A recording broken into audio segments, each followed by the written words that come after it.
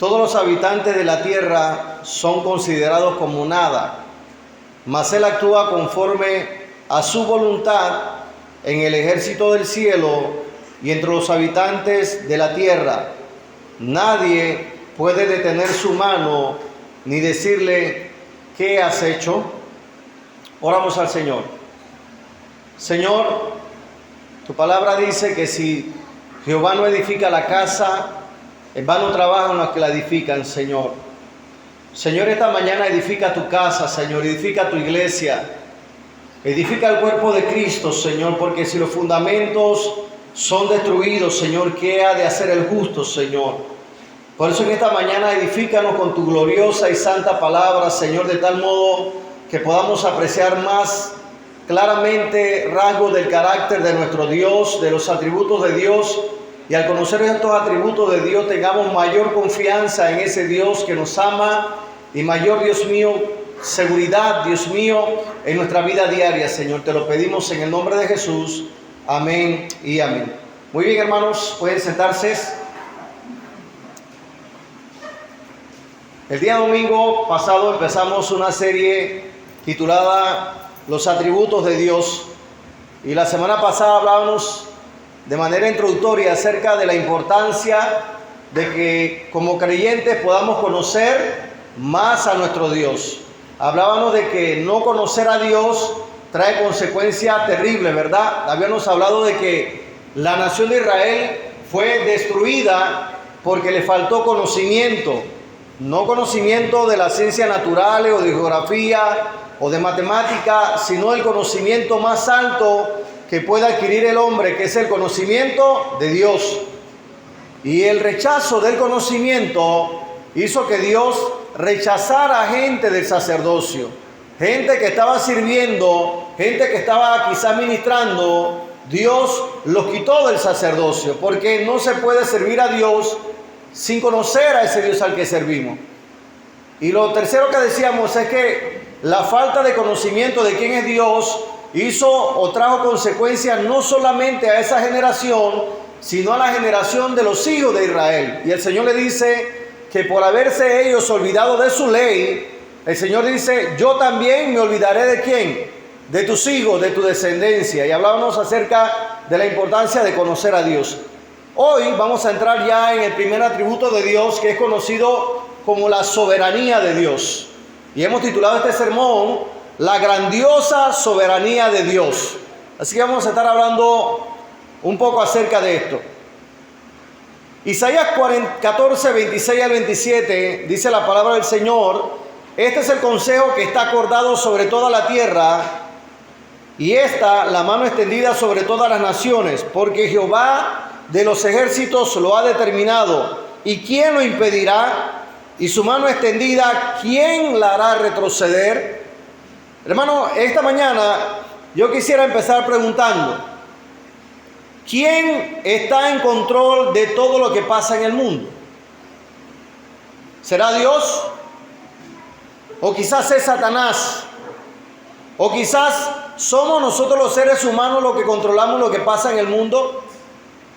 ¿Será que lo que controla el mundo es el azar, o la mala suerte, o la buena suerte? ¿O será que el mundo está controlado por una élite secreta o algún tipo de gobierno u organización? ¿Será que son familias las que gobiernan el mundo? Mucha gente piensa que Dios, mis amados hermanos, es rey soberano, pero solamente allá en los cielos. O que llegó a ser rey después de morir, al ser coronado, o que incluso aún todavía Él no reina, sino que reinará en un futuro. Y son concepciones y pensamientos que hay en la mente. Otros piensan que Dios creó el universo, pero que al crearlo, Él se alejó de la creación.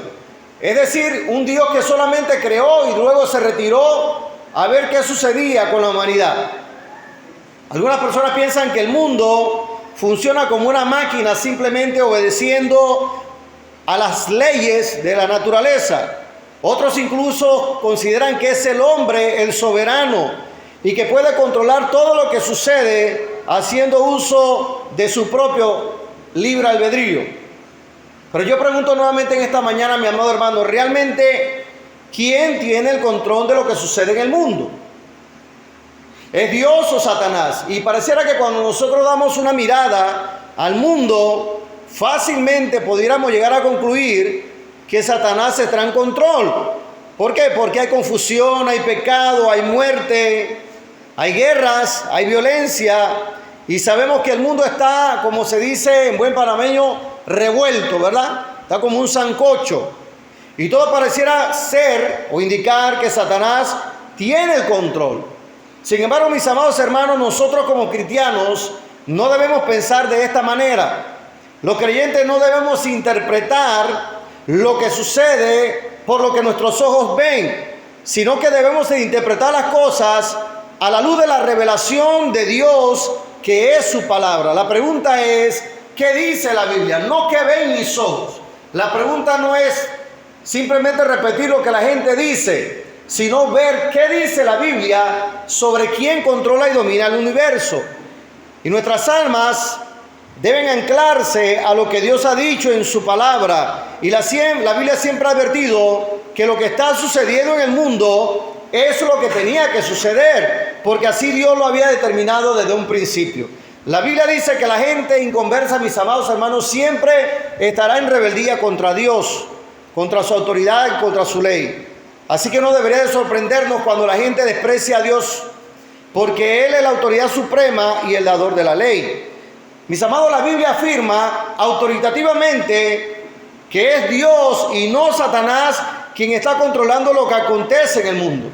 La Biblia nos enseña que Dios creó todas las cosas y que Él ejerce control completo y soberano sobre todo lo que Él creó. La voluntad de Dios, mis amados hermanos, no puede ser cambiada ni alterada. Él es Rey soberano sobre todas las cosas. Y Él está haciendo que todas las cosas obren para el bien de aquellos que les aman. Dios está orquestando la historia de tal manera que a los que aman a Dios, todas esas cosas que ocurren para un bien. Aunque nuestra mente humana, pequeña o limitada, no pueda tener el cuadro completo de lo que está sucediendo, Dios está en control. Así pues, nuestra intención al desarrollar este atributo de Dios, mis amados, es que podamos disfrutar de la soberanía, del control de Dios sobre el cielo, la tierra, el mar e incluso lo que está debajo de la tierra. Es que al final de este sermón nosotros podamos recostar nuestras almas al pecho de nuestro Salvador y recordar que cuando pasemos por la prueba, la soberanía de Dios, mis amados hermanos, es la almohada en la cual tú puedes recostar tu cabeza. Y eso es lo lindo de conocer a Dios, porque entre más lo conoces, más puedes descansar en Él. Más puedes recostarte de Él y confiar en el Dios que gobierna el universo. Mis amados, nosotros tenemos que llenar nuestras mentes con conceptos claros y verdaderos acerca de Dios, su naturaleza y su carácter.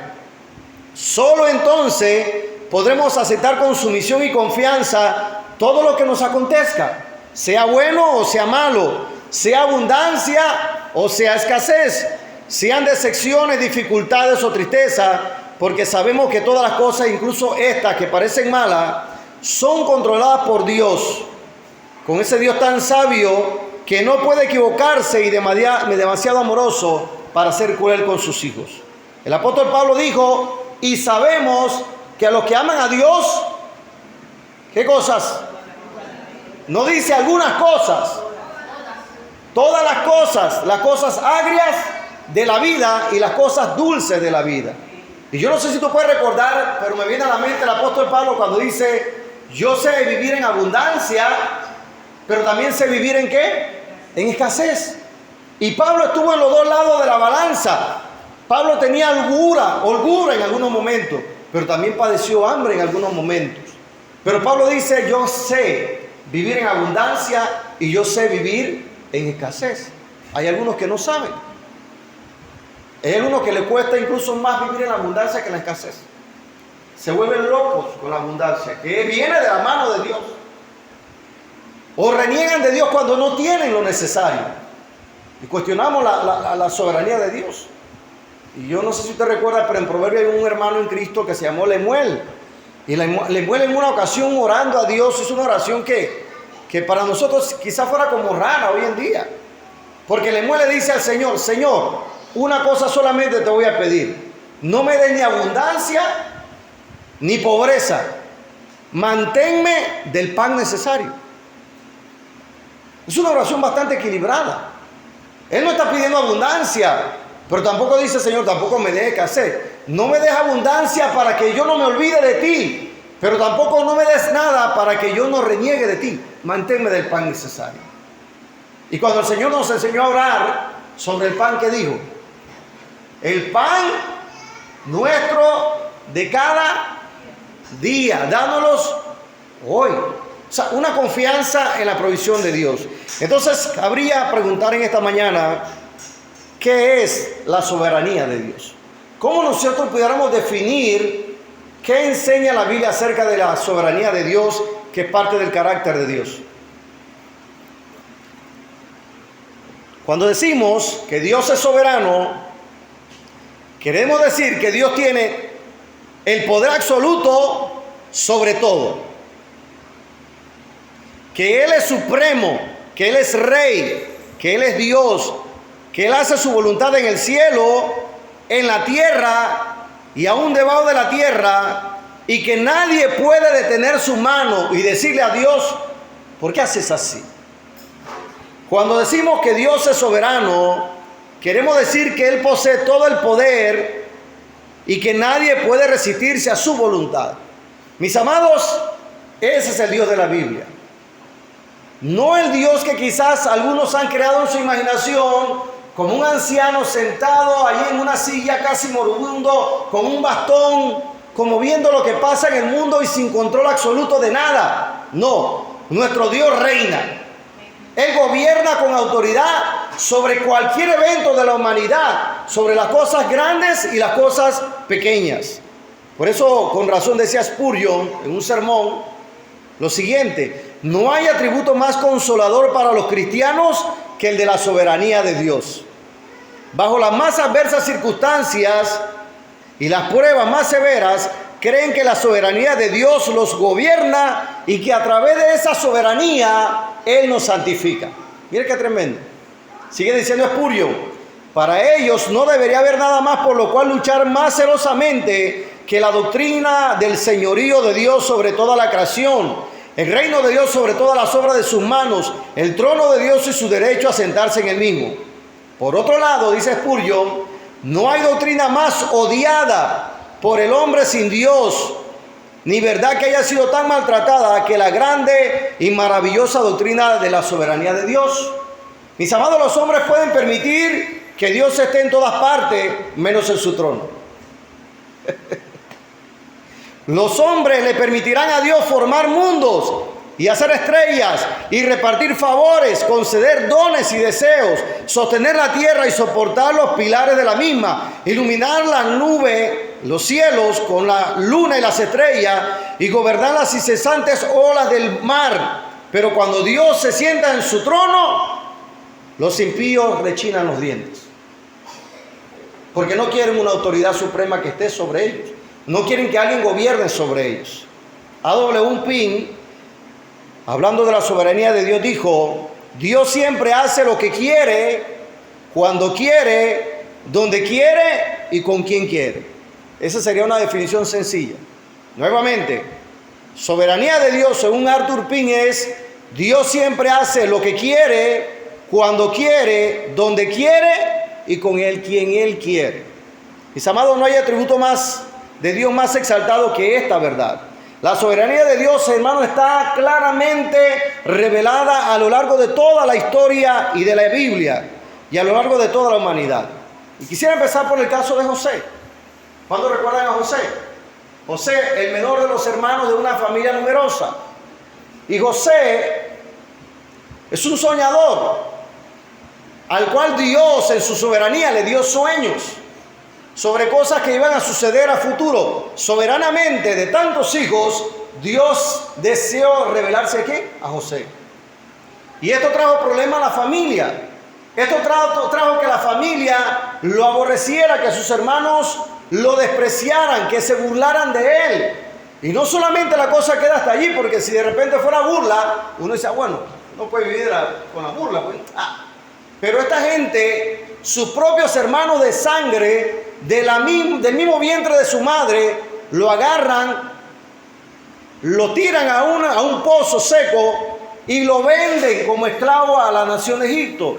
Y después de todo el trama que usted conoce, que sucede, cómo él llega a Egipto, cómo es tirado a la cárcel, y cómo después de todo eso, providencialmente, la soberanía de Dios lo agarra de ese lugar y lo pone en el reino de Egipto.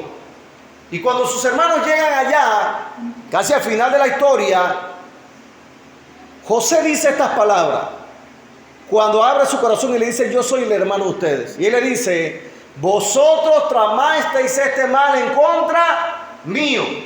Ahí está, ¿qué cosa? La decisión humana.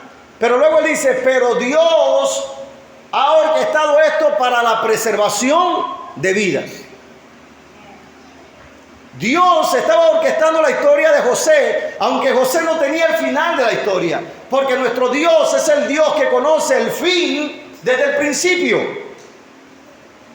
Entonces yo no sé en esta mañana qué situación tú y yo podamos estar viviendo, pero yo quiero decirte, Dios está de manera soberana gobernando cada evento de nuestras vidas, mis amados. Nosotros no vivimos una vida cristiana al azar, es que Él está orquestando nuestras vidas. En Hebreos capítulo 11 vemos un despliegue de la soberanía de Dios. ¿Cuánto lo han leído? El famoso cuadro de los hombres héroes de la fe. Y usted encontrará que interesantemente algunos de ellos conquistaron reinos, otros vieron muros caer, otros taparon la boca de leones, apagaron fuegos impetuosos, evitaron filo de espada, sacaron fuerza de debilidad. Y Dios los coloca como héroes de la fe. Y uno lo lee emocionadamente. Sin embargo, mis amados, al final casi de ese capítulo, también vemos que en la soberanía de Dios, algunos otros fueron traspasados a filo de espada, que eran creyentes también, que fueron despedazados por leones, que murieron aserrados, pobres, de los cuales Hebreo dice que el mundo no era digno. Y esos que están allá al final de esa lista, también Dios los coloca como héroes de la fe. Providencialmente, soberanamente. A algunos, mis amados, Dios le da la capacidad o le da la fuerza, o en su soberanía los sana. A otros Dios no los sana, pero en su soberanía le da la fe y la resistencia en medio de la enfermedad. Eso es tremendo. O sea, yo no puedo explicar. Mira, hay gente por la cual yo he orado, hermano, y en un instante Dios los ha sanado. Y hay otros por los cuales he orado y se han muerto. O no se han sanado. Y una vez se pregunta, ¿será que me faltó fe? ¿Será que la otra persona no tenía fe? Y uno comienza a indagar. Pero Dios es soberano, mis amados hermanos. Él sabe cómo hace las cosas. Nosotros no lo sabemos. Nosotros vemos la soberanía de Dios en los labios de una mujer que esperó por muchos años un bebé. Estamos hablando de Ana, la cual llega al templo y está derramando su alma delante del Señor. Y el pastor, no era Cosio, el pastor de la iglesia, el sacerdote, la toma por borracha, Virginia. Y le dice, hey, vieja, digiere tu vino. Y ella dice, no, mi Señor, sino que derramo mi alma delante del Señor por una petición. ¿Usted cree que Dios no sabía que Ana estaba llorando allí? ¿Usted no cree que Dios soberanamente, desde el primer momento en que Ana deseó un hijo, Dios no lo sabía? La pregunta era, ¿Dios se lo podía dar desde la primera vez? Sí, mis amados hermanos. Pero había un proceso de parte de Dios que Ana no conocía. Y no es que Dios es un Dios sarcástico, malvado. Es que Él es soberano. Y cuando ella concibe y da luz, ella dice esta expresión tremenda que a mí me encanta sobre la soberanía de Dios. Y ella dice, en 1 Samuel 2, del 6 al 9, dice así, Jehová mata y Él da la vida. Él hace descender al Seol y hace subir. Jehová empobrece y Jehová enriquece. Él abate y Él enaltece. Él levanta del pobre y del muladar, exalta al menesteroso para hacerle sentar con príncipe y heredar un sitio de honor. Porque de Jehová son las columnas de la tierra y Él afirmó sobre ellas el mundo. Él guarda los pies de sus santos, mas los impíos perecerán en tinieblas porque nadie será fuerte por su propia fuerza. ¡Wow! Esta mujer está haciendo una descripción tan equilibrada del carácter soberano de Dios, diciendo que el que enriquece es Dios y que el que empobrece es Dios. Que Él es el que da la vida y que Él es el que el que la quita. Señor, fíjese, no dice que es el diablo, dice que es Dios. Dice que Él a algunos los levanta del muladar y a otros ¿qué? Levanta del polvo. Nosotros podemos ver la soberanía de Dios cuando oramos, ¿o no? A veces Él responde con un sí. Taira, va para allá esa cosa.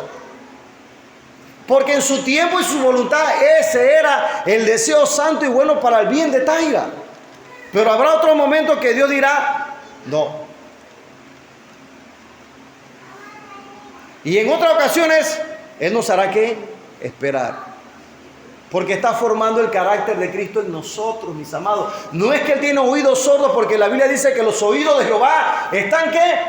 Atentos a la oración del justo. Pero Dios quizás está formando tu carácter. Te está enseñando a esperar. Hermano, ¿y cómo nos cuesta esperar?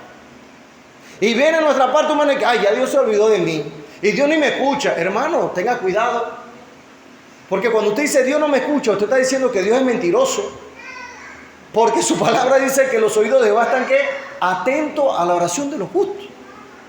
No es que Él está de que, ay, Taira me está hablando. No, es que Él está ¿qué? Está atento. Taira está orando. Usted se puede imaginar ese cuadro por un momento cuando usted ora. Dios está atento al clamor de su justos. Pero Él es soberano ¿en qué? En su respuesta. Él fue soberano al nacer de una virgen y morir en una cruz. Usted se puede imaginar eso por un momento, yo no sé, pero esa gente que crucifica a Jesús, en una ocasión eran bebés. ¿Y quién tú crees que permitió darle la vida a ese bebé de aquellos que llevaron a Jesús a la cruz? El mismo Dios. Dios hizo nacer ese árbol que creció en Israel, del cual se iba a cortar un tronco, y con la madera del árbol de Dios, y con los clavos de los materiales de la tierra de Dios, y con los hombres que Dios creó soberanamente, Él va a la cruz. Eso a mí me vuela la cabeza. Y tú los creaste ahí, y tú sabes que ellos te van a crucificar. Sí. Y tú sabes que van a agarrar tu árbol para crucificarte. Sí. Y esos clavos también son míos. Pero voluntariamente y soberanamente Él orquestó el plan de la redención. ¿Cuánto le damos un aplauso a ese Dios bueno que controla la historia de la humanidad? Mis amados, Él es soberano al sanar al impío Naamán. ¿Cuántos lo recuerdan? Naamán no era creyente. Naamán no tenía fe en Dios. Pero Naamán, Dios le da una orden a través de una criada, de una empleada. Le dice, mi señor, obedece lo que te están mandando. Y va y se zambulle en el río, creo que era Jordán. Y dice que quedó limpio de su enfermedad. ¿Por qué Dios sana a un impío? ¿Y por qué en el caso del apóstol Pablo, con su enfermedad, Pablo ruega 3 veces al Señor para que le quite esa aflicción de su cuerpo? Y el Señor le dice, bástate mi gracia, porque mi poder se perfecciona en medio de tu enfermedad. Dice debilidad, pero la traducción más correcta es enfermedad. Mis amados, Dios es soberano para sanar a todo el mundo, si así Él lo quiere. Y por ejemplo, en Mateo 4:23, usted va a encontrar un pasaje tremendo donde la Biblia claramente dice que el Señor sanó a todos los enfermos que le trajeron. ¿Usted se imagina ese cuadro? Mira lo que dice, y recorría Jesús toda Galilea, enseñando en la sinagoga de ellos y predicando el evangelio del reino y sanando toda enfermedad y toda dolencia del pueblo. ¿A cuántas personas sanó el Señor allí? A todos de la enfermedad. Todo un pueblo entero. Soberanamente Dios decidió ¿qué? Sanarlos a todos. En esta ocasión Él sanó a todos. Pero hay otros casos donde la Biblia no dice que los sanó a todos, sino a algunos. Por ejemplo, si usted va a Marcos 1, 23 al 24, Usted va a encontrar que el Señor dice, cuando llegó la noche, luego que el sol se puso, le trajeron todos los que tenían enfermedades. Aquí habían todos. Y a los endemoniados. Y toda la ciudad se agolpó a la puerta. Y dice 34, y sanó a muchos, pero no dice a todos, de las enfermedades. Y echó fuera muchos demonios, pero no dice que echó fuera a todos los demonios. La pregunta es ¿por qué? Porque Él es soberano en su designio de sanar a alguien, mis amados. Pero también Él es soberano cuando sana a uno nada más. Y vamos a otro cuadro de Juan capítulo 5. Y en esta ocasión Jesús está frente a una gran multitud nuevamente. Observe que las tres historias son grandes multitudes. En una sana a todos, en otra sana a algunos. Pero en el estanque de Betesda, ¿qué pasa, mis amados hermanos? Dice que hay una gran multitud de ¿qué? De enfermos, ciegos, cojos, paralíticos que se agolpaban para ser sanos. Sin embargo, Él soberanamente solamente sana a uno, a un paralítico. ¿Lo han leído? Y uno se pregunta, vean acá, ¿Dios no tenía el poder de sanarlos a todos en ese lugar? Sí, mis amados hermanos, pero Él soberanamente decidió sanar a uno. ¿Por qué? Hermano, yo no lo sé. Lo único que yo sé es que Él es soberano. Nuestro Dios es soberano en medio de la salud y en medio de la enfermedad. Entonces, la única respuesta a esto, mis amados, es que Dios es soberano. Y el salmista David lo entendió cuando en el Salmo 135, 6, él dijo: todo lo que Jehová Dios quiere, lo hace en los cielos, en la tierra, en los mares y en todos los abismos. Ahora yo quisiera que veamos de manera más cercana esa soberanía de Dios en varios aspectos puntuales en esta mañana. Y quizás no terminemos hoy, pero vamos a tratar de llegar lo más lejos que podamos. Número 1, vemos la soberanía de Dios en la creación y sustentación del universo.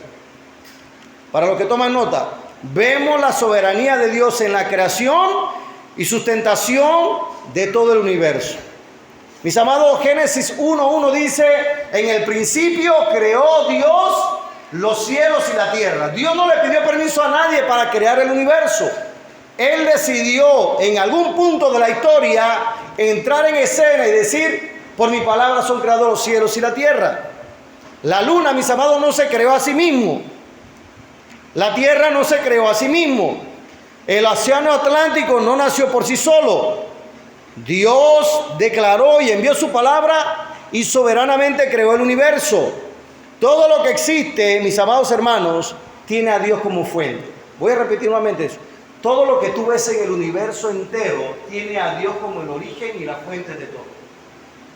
El perro que tú ves en la calle, la hormiga que camina, la serpiente que no te gusta, los leones que están en África, la lluvia que cae, de la cual a veces nos quejamos. Ya viene ese aguacero, ya me dañó el día. Pero Dios soberanamente dice: Él manda de sus depósitos la lluvia. Mis amados, tengamos cuidado, porque muchas veces nosotros pensamos que la lluvia ha sido un simple proceso de ¿qué me ayuda la maestra? ¿Fotosíntesis se llama? No, esa es otra cosa, esa es la planta, ¿no? El proceso de la lluvia, ¿verdad? Y llegamos a veces a creer, exactamente, y eso es por evaporación y no sé qué, exactamente, condensación y evaporación y todo lo que la profesora está mencionando aquí. Pero mis amados, se nos olvida que es Dios, dice la Biblia, que de sus depósitos manda la lluvia. Así que ya no nos quejemos de la lluvia, porque nos estamos quejando del Dios soberano. Amén. Entonces, ¿quién estaba allí, mis amados, para oponerse a la creación de Dios? Nadie. El Salmo 33, 6 al 9 dice: por la palabra de Jehová fueron hechos los cielos y el ejército de ellos por el aliento de su boca. Él junta como un montón las aguas del mar. Él pone en depósito los abismos. Tema Jehová toda la tierra, tema delante de él todos los habitantes del mundo. Porque Él dijo y fue hecho, Él mandó y existió. Ese es nuestro Dios. Es un Dios soberano, imponente. Este universo no está siendo dirigido por una democracia, sino por una teocracia divina. Mis amados, los que gobiernan en el mundo no son los presidentes, es Dios soberanamente. Es Dios. Las plantas, las criaturas, las fuentes de la naturaleza están bajo el completo control de Dios. Todas las cosas pertenecen a Dios y existen para su gloria. El salmista David dijo: porque yo sé que Jehová es grande y el Señor nuestro mayor que todos los dioses. Todo lo que Jehová quiere lo hace en los cielos y en la tierra, en los mares y en todos los abismos. Él hace subir las nubes de los extremos de la tierra. Él hace los relámpagos para la lluvia. Él saca de sus depósitos los vientos. ¿Lo notó? Es Dios. Es Dios, mis amados hermanos. Él es el que hizo morir a los primogénitos de Egipto, desde el hombre hasta la bestia. Él fue el que envió señales y destruyó a naciones y mató a reyes poderosos. La soberanía de Dios, mis amados, no solo se da al crear el universo y sustentarlo, sino que Él mismo se vale de esa creación para fines particulares. Por ejemplo, veamos que Dios utilizó la naturaleza para traer un diluvio. Soberanamente. Él utilizó la naturaleza ¿para qué? Para traer un diluvio. Y yo creo que es importante que recordemos que en esa época, dice la Biblia, que no llovía, pero las aguas del diluvio cayeron por control de Dios. Pues Él se lo había dicho a Noé antes. Él le dijo: he aquí yo traigo un diluvio de agua sobre la tierra. ¿Quién traía el diluvio? Fue Dios el que lo trajo. Amén. Así que podemos confiar en la soberanía de Dios. Otro caso en la que vemos cómo Dios es soberano sobre los animales, teniendo el control de ellos, es que cuando Dios decidió enviar plaga a los egipcios, Él se valió de su propia naturaleza para enviar plagas a la nación de Egipto. Le envió piojos. ¿Usted se imagina eso? Que Dios, al sonido de su voz, iba así: piojo, vayan a Egipto. ¿Usted se imagina? Yo no sé, pero hermano, a veces hay que pensar un poco esto. Que Dios dijo: plaga de rana. Y el montón de ranas está en el palacio del rey. Soberanamente por parte de Dios. Mosca a Egipto. Y el pocotón de mosca, hermanos, mosca por todos lados. La muerte de los ganados de Egipto también. Las úlceras que enfermaron a las bestias de Egipto. Las langostas que consumieron toda la hierba verde y todo el fruto. ¿Usted se puede imaginar eso? Porque Él no solamente es creador y sustentador de la naturaleza, sino que Él utiliza su propia naturaleza para fines que Él quiere. No usó a la mula de Balaam, pues. Él tiene control de la naturaleza. Nosotros podemos apreciar la soberanía de Dios en el uso de la naturaleza para alimentar. Por ejemplo, es interesante que cuando la nación de Israel está saliendo de Egipto y están en el desierto, ellos comienzan a exigirle a Moisés que les dé carne, que quieren alimento sólido. Y por la palabra del Señor, de un viento, Él envía un montón de codornices al campamento de los israelitas. Soberanamente, providencialmente, así es nuestro Dios. Dice la Biblia: vino un viento de Jehová. Un viento de Jehová, ¿escuchó eso? ¿El viento le pertenece a quién? A Jehová. Y trajo codornices del mar y las dejó sobre el campamento. Esto significa que Dios es soberano sobre el viento, así como también sobre las aves. Esta soberanía de Dios sobre las codornices tuvo la finalidad de alimentar al pueblo de Israel en medio del desierto. Otro caso es el profeta Elías, cuando está huyendo, ¿verdad?, de la mujer que le quería cortar la cabeza. Y el Señor le dijo: escóndete en el arroyo de Querit, que está al frente del Jordán. Beberás del arroyo que Dios creó. Y yo he mandado a los cuervos para que te den de comer. ¿Usted se imagina eso? A este profeta siendo alimentado por un cuervo. Y el cuervo iba a buscar alimento, yo no sé dónde. Pero Dios le decía: hey, cuervo, trae alimento al profeta aquí, Elías. ¿Y Elías qué tenía? ¿Qué? Tenía el alimento porque así Dios lo proveyó. Dios le aseguró el alimento a este hombre que estaba pues pasando un momento difícil. ¿Y qué decir del Nuevo Testamento, mis amados hermanos? Cuando llegamos al Nuevo Testamento, seguimos viendo la soberanía de Dios en el uso de lo que Él crea. Cuando en una ocasión, con 5 panes y 2 peces, provee alimento para toda una multitud. La multitud le pertenece a Él, los peces le pertenecen a Él, el niño le pertenece a Él, los panes le pertenecen a Él. Y este niño le entrega eso que le pertenece a Dios, y Dios encarnado, nuestro precioso Salvador, multiplica lo que le pertenece a Él. Mis amados, Dios es bueno. ¿Y qué decimos de nosotros hoy en día, mis amados hermanos? Cómo Dios sigue proveyendo alimento a millones y millones de personas a nivel mundial. Mis amados, esto no es simplemente por el ejercicio de la agricultura o la ganadería o la pesca que tenemos alimento. Tenemos alimento porque Dios soberanamente sigue proveyendo por siglos a la humanidad. Y a veces nosotros olvidamos esto. Y agarramos la papa, el arroz, el puerquito, la gallina, nos la comemos y no pensamos en estas cosas. Pero es Dios que es soberanamente proveyendo para la humanidad. Podemos ver la soberanía de Dios sobre las aves, incluso sobre nuestros cabellos o nuestra estatura. En una ocasión el Señor dijo, 2 pajaritos no valen más que una moneda. Sin embargo, ningún pajarito muere sin que Dios, el Padre de ustedes, lo permita. Dios sabe cuántos cabellos tienen ustedes en la cabeza. ¿Escuchaste eso? Cada cabello de tu cabeza, Dios sabe dónde está. Y Dios sabe cuándo se te ha de caer un cabello, o varios, como a mí. Pero Él tiene el control de eso. Nuestro tamaño. A veces la gente se queja de su tamaño. ¿Y por qué soy tan pequeño? ¿Y por qué soy tan alto? ¿Y por qué soy tan pálido? ¿Y por qué soy tan moreno? Oye, Dios decidió en su soberana voluntad hacerte así. Y hay gente inconforme, mis amados hermanos, con su cuerpo. Hay gente inconforme con su tamaño. Y pensamos fue que Dios se equivocó. Algunos dicen, llegaste tarde a la repartición de esto. Llegaste tarde a la repartición de esto. Otro, llegaste temprano. No. Es que Dios es soberano sobre nuestros cuerpos. Él es soberano sobre tu tamaño, tu color. Él decidió que nacieras en este hermoso país llamado Panamá. Amén. Mis amados, esta es la soberanía de Dios. Él tiene control no solamente de las cosas grandes, sino también de las cosas pequeñas. Nosotros vemos la soberanía de Dios al cambiar un elemento del agua en vino, en el primer milagro que el Señor hace. Porque Él tiene el control ¿de qué? Él tiene control de los elementos de la naturaleza. Vemos su soberanía sobre los peces del mar. Los discípulos están pescando toda la noche. Son gente experimentada en la pesca. Son gente que sabe dónde pescar y a qué hora pescar. Ellos saben que la pesca mejor es en la noche. Y están pescando toda la noche.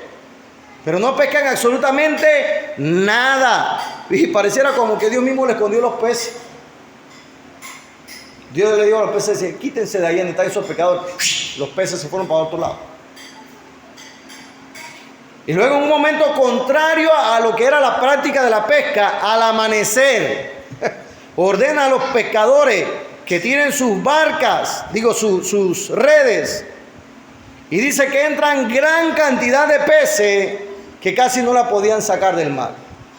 ¿Quién tú crees que controla el universo? Los peces. Nuestro Dios.